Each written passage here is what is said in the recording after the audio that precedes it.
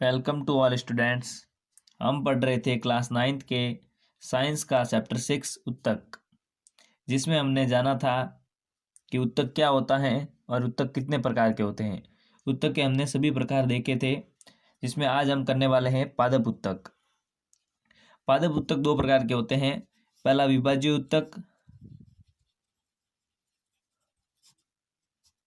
और दूसरा होता है स्थायी उत्तक, जिसमें हम जानेंगे विभाज्य उत्तक को। विभाज्य उत्तक पौधों में वृद्धि कुछ निश्चित क्षेत्रों में ही होती है। ऐसा विभाजित उत्तकों के उन भागों में पाए जाने के कारण होता है। ऐसे उत्तकों को विभाज्य उत्तक कहते हैं। यानी कि पौधों में जिन भागों में वृद्धि होती है, उन भागों में जो उत्तक पाए जाते हैं, उन्हीं उत्तकों को विभाज्य उत्तक कहते हैं। यानी हम कह सकते हैं कि वे पादप उत्तक जो पादपों की वृद्धि के लिए उत्तरदायी होते हैं, उन्हें विभाज्य उत्तक कहते हैं। विभाज्य उत्तक का मुख्य कार्य पादपों में वृद्धि को करना होता है। जहाँ पर ये उत्तक उपस्थित होते हैं, उसके आधार पर इन्हें 3 भागों में बांट सकते हैं। यानी कि जो सबसे शीर्ष पे होते हैं उन्हें शीर्षस्थ विभाज्य उत्तक, और जो मध्य में होते हैं उन्हें अंतर्वृष्टि विभाज्य उत्तक, और जो किनारों पर या साइडों में होते हैं उन्हें पार्श्व विभाज्य उत्तक कहते हैं।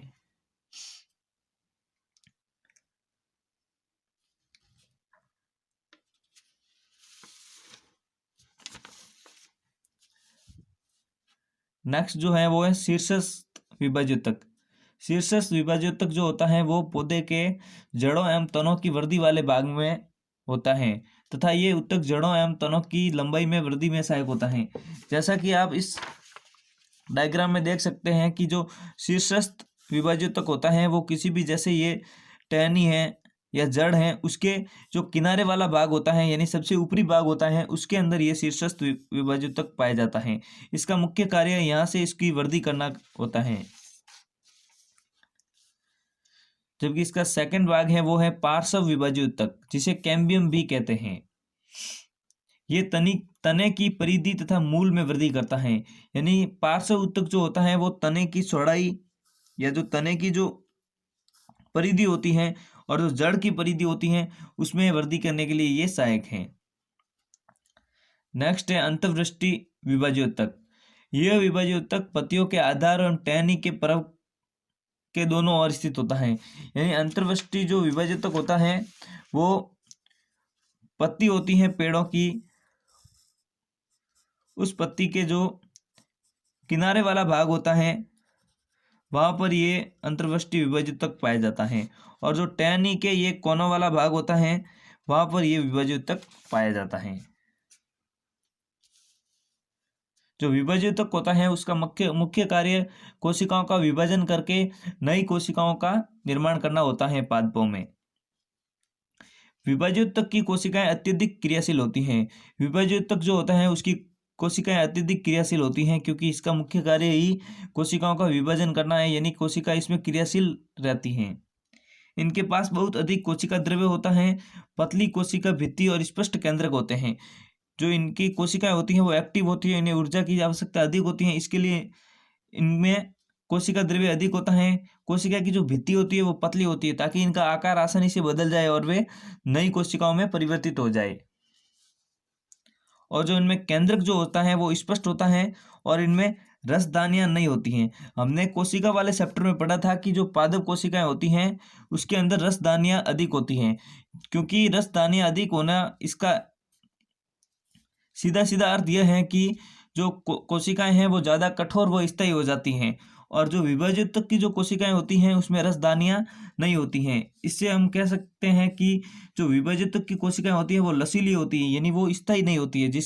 इसका कारण यह है कि वो कोशिकाएं विभाजित होती रहती हैं, इसके लिए इसके अंदर रसदानियां नहीं होती हैं। नेक्स्ट है स्थायी उत्तक। पादपों का ये उत्तक स्थायी होता है, इसमें विभाजन की प्रक्रिया नहीं होती है, और यह अधिकांशतः मृत उत्तक होते हैं। विभाज्य उत्तक से बनी कोशिकाएं अपने विशिष्ट कार्य को संपन्न करने के लिए विभाजन की क्षमता खो देती हैं, तो फलस्वरूप स्थायी उत्तक से निर्मित स्थायी उत्तक में परिवर्तित हो जाती हैं।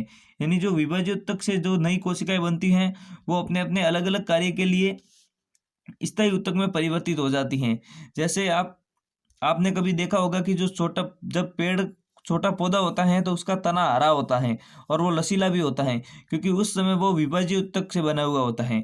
लेकिन जब जब जैसे जैसे पेड़ बड़ा होने लगता है तो उसकी जो बाहरी परत है तने की, वो कठोर और मोटी होने लगती हैं और वो मृत परत हमें दिखाई देने लगती हैं। इसका मतलब ये है कि जो विभाज्य ऊतक से जो कोशिकाएं उस तने की थी, वो अब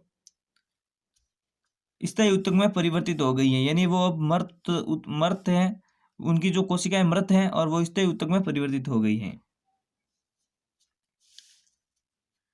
नेक्स्ट है, विभाज्य ऊतक से बनी कोशिकाएं एक विशिष्ट कार्य करने के लिए स्थायी रूप और आकार लेने की क्रिया को विभेदीकरण कहते हैं। यानी कि जो ये क्रिया है, जब विभाज्य ऊतक की कोशिकाएं जब सरल स्थायी ऊतक में परिवर्तित होती हैं तो इस क्रिया को विभेदीकरण कहते हैं।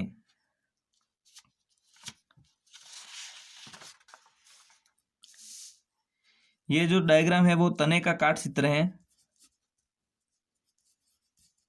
जब हम किसी भी तने की कोई भी टहनी लेकर, जब हम पौधे के तने की कोई भी पतली भाग लेकर उसको जब हम माइक्रोस्कोप से देखते हैं तो हमें कुछ इस तरह से दिखाई देता है, जिसमें 7 बंडल हैं। ये इसमें प्रोटोजाइलम, मेटाजाइलम, फ्लोएम है, कैम्बियम, ये जो पार्श्व ऊतक है इसे कैम्बियम कहते हैं।